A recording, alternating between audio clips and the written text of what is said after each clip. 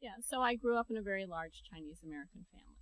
I look like this, obviously, but I did grow up in this it's again, very large, very traditional Chinese American family. I have about 400 relatives in my family here in Los Angeles. There are about a dozen that look like me. The majority are still full Chinese, and then the spectrum in between.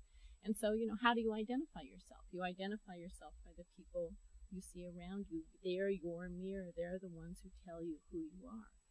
And so I just really connected to that part of the family. And then my very first book was about my family. And so when I went back and I was doing the research on my family and sort of the history of the Chinese in America seen through the eyes of this one family, I started to think about how, history has an effect on individuals. We tend to learn it in terms of wars and dates, but it actually has this effect directly on individuals. And whether it's stuff that's just happening in your city or in your state or in the country or in the world, it's affecting us all the time. All of us right now, all the time. I got an email one day. I have a website. People can write to me. You wrote to me, right? So, and I answer. So someone sent me an email, Florence Sloan, and she sent me an email saying, I really love your book. I love your book. I've never made a movie before, but I'd like to talk to you. I'd like to make this into a movie. And she lives about 3 miles from here. I went over and met with her. She is a Chinese woman. She loved the book. She wanted to be so true to the book. Everything in those, first 2 years was about how true we're going to be to this story. And I saw every single draft. Her partner, Wendy Murdoch, also a Chinese woman. Florence is from Chinese from Malaysia, and Wendy was born in mainland China. So I actually thought that because they were both women and they were Chinese women, that they would really want to stick to the story and that they would also really honor the traditions and culture. And I do remember there was one point in one of the versions of the script, they had a woman who's stirring rice as she makes it. Well, anyone who's ever made rice knows you don't stir the rice as you make it because it's steamed. You put the top on, you leave it alone. I know that. Yeah, anybody knows that. But that's what they had in the script, and so we all were like, oh, that could never be because that, obviously those people have never made rice.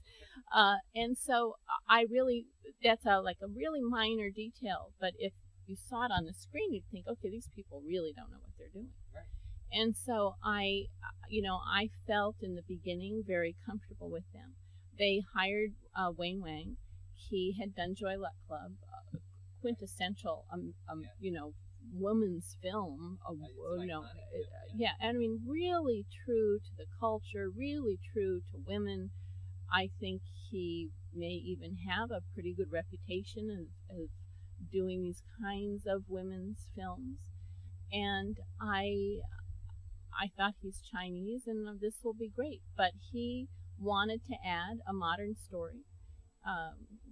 This is his prerogative as the director, and so they did ask me at different points to write the script. I'm not a script writer. I write books. And the thing about writing books is you are completely in control.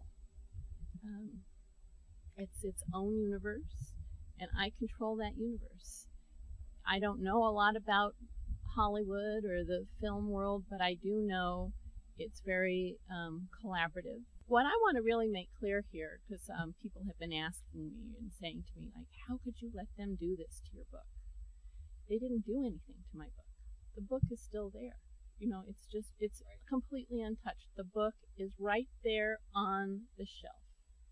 And as an artist, if you consider a writer an artist, what you do is you give over your book, right, to another artist, if you consider Wayne Wang an artist, or a director an artist, and you say, okay, now I'm giving this to you, and it's your interpretation, your own artwork that has nothing to do with the book that's over here, that's still completely the same.